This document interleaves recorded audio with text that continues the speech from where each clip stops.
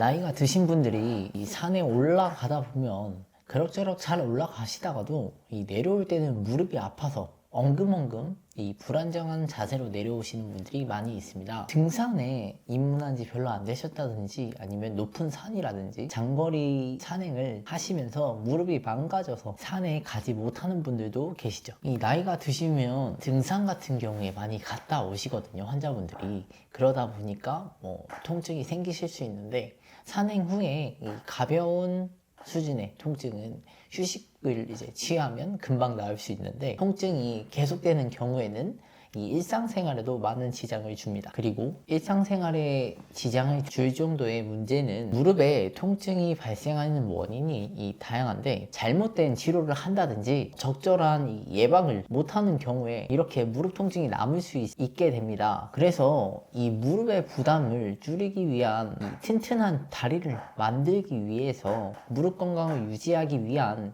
다양한 방법들에 대해서 알려드리고자 합니다. 이 영상을 끝까지 보시고 오래도록 무릎 통증 없는 생활 하셨으면 좋겠습니다. 보통 무릎 통증이 생기시는 분들의 문제가 이 체중의 부하가, 몸무게가 늘어나면서 통증이 생기게 됩니다. 이 무릎에 많은 압력을 가하면서 스트레스가 가해지는 경우에 특히 내리막길에서 평지나 오르막길보다 무릎에 가해지는 부담이 훨씬 큰데요. 이 중력의 영향으로는 적게는 체중의 3배에서 6배 정도, 많게는 7배에서 8배 정도로 하중에 실리는 것으로 알려졌습니다. 따라서 무릎에 부담을 덜 주고 통증을 유발하지 않으며 최상의 컨디션으로 무릎 건강을 유지하기 위해서는 이 다이어트가 필수적입니다. 다이어트를 하는 경우에 약 10%만 줄인다고 가정했을 때, 내 몸무게가 70kg일 때 약 10%를 줄인다고 가정했을 때 통증이 25% 정도 줄어드는 것으로 밝혀졌습니다. 그래서 적정 수준의 체중을 유지하는 것이 무엇보다 중요합니다. 많은 분들이 이 성격이 급해서 또는 빨리빨리 진행되면 좋겠어서 산이라든지 공원을 돌아다닐 때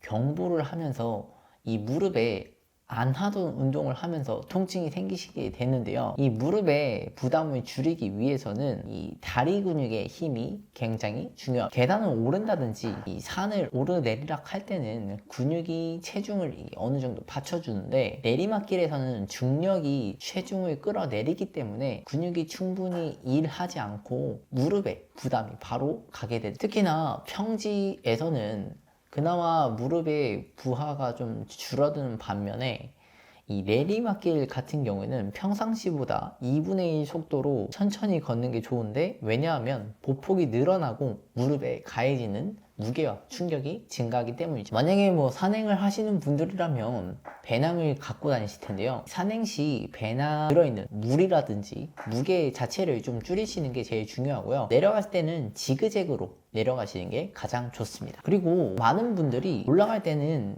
자주 쉬시는데 내려갈 때는 거의 쉬시지 않고 내려가셔요.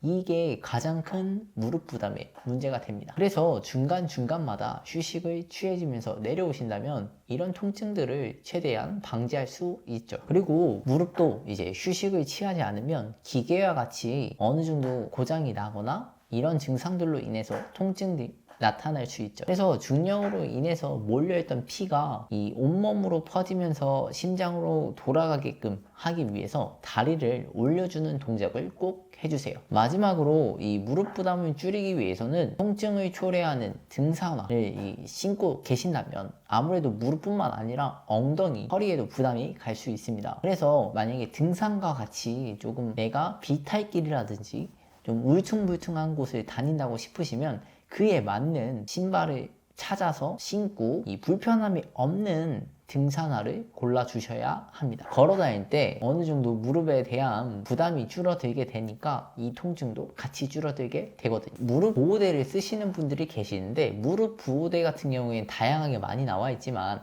자신한테 맞는 걸로 사용하시고, 무릎 보호대는 무릎 관절을 단단하게 잡아줘서 움직임이 안정되기 때문에 이 부상을 예방하고 중심이 흔들리지 않아서 통증을 완화시켜주는 효과가 있기 때문에 내가 무릎 통증이 너무 심하다 싶으시면 무릎 보호대를 끼고 등산을 진행해 주시길 바랍니다. 평상시에 이 근력 운동을 할 수 있는 방법으로는 이 계단 오르기라든지 런지 그리고 스쿼트, 누워서 다리 들어 올리기 등이 있고, 특히 만약에 등산을 많이 하시는 분이다 싶으시면 허벅지와 종아리 근육을 충분히 스트레칭 하면서 근육을 만들어 주시는 게 제일 좋습니다. 그리고 급격한 운동 후에 또는 산행 후에 이 무릎에 통증이 있다면 최소 24시간에서 48시간 동안 무릎에 부담을 주는 행위는 아무래도 좀 자제하시는 게 제일 좋고 휴식을 취해주세요. 왜냐면 24시간에서 48시간은 근육통이 오는 시기이기 때문에 이 시기에